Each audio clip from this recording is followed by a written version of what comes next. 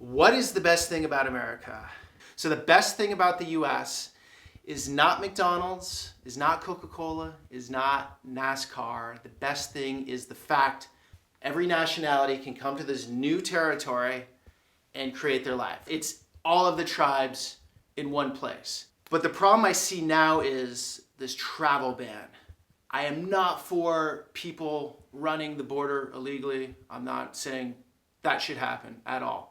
But the travel ban is something different. The travel ban says 7 countries cannot come to the US. And so the reasoning behind this is terrorism. We want to protect our borders and keep foreign threats out. That makes sense. That sounds logical.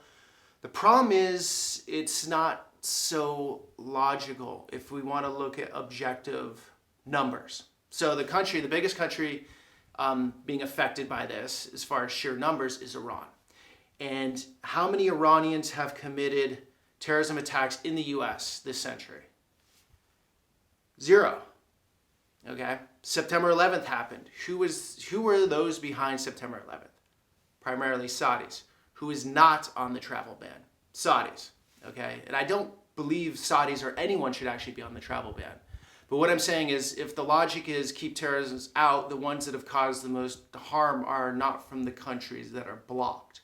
So there's not much logic in that. Obviously, it's a politically motivated agenda. The problem with this is when we start labeling countries as threats, quite often people will label the name of the country and the people as a threat as one.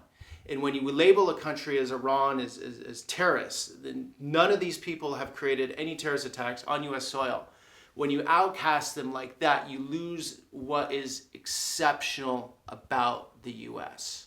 The business model, let's call it the business model, because the US is all about business. The business model of what's made the country successful, which is provide an ecosystem for people to flourish if they want to work hard, and take in the brains from around the world, is brilliant. So Iran actually has a well-educated population. And there are a lot of doctors, there are a lot of scientists, there are a lot of educators that want to already in the US and those that want to come to the US. And now with this ban, I've been getting a ton of emails, people telling me they can't go see their wife or their husband's in the US and the wife is in Iran and she can't go back. People can't continue their PhD programs. Families cannot see or visit each other. And now we're restricting people who add value to the country from coming to it. Okay, so there's 7 countries now. The dangerous part of this is we're at this level. Well, what happens next administration or next leadership? Maybe they add another 9 countries, another 10 countries. Where does this go in time? And when we pick our heads up and look and all of a sudden we're not this inclusive place anymore. There's nothing worse than immigrants that come to a country and expect everything from it.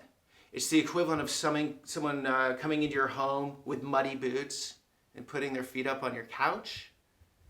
But there's nothing better than immigrants who come in and are motivated and love the country and want to help build it.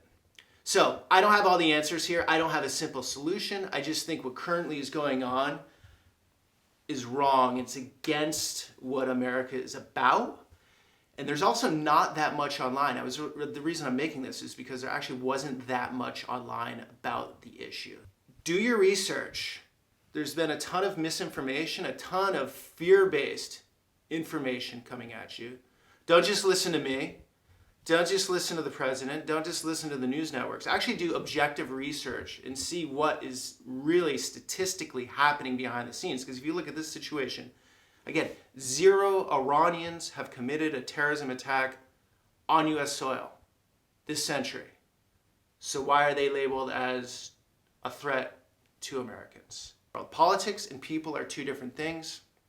Quite often we misunderstand in the West that politics and people are 2 different things. It's something we need to talk about instead of kick under the rug and make it a black and white issue of, okay, 9 or 7 countries are banned, they're done, what are the next ones, and where do we end up down the road if we keep doing this? The reason this is close to me is because I was just in one of these countries that was banned, Iran, and I did a video project there. I was curious, I know the image of Iran in the world, and I wanted to capture the non-political story. So I went in. It was a pretty difficult shoot, actually. It was pretty difficult. And I went in on my Italian passport, so I had free ability to roam around the country. But if you're interested on seeing a very different look of this country, it's in one of these boxes somewhere. I do content on global content showing people, not politics. This was an exception. Okay. Peace.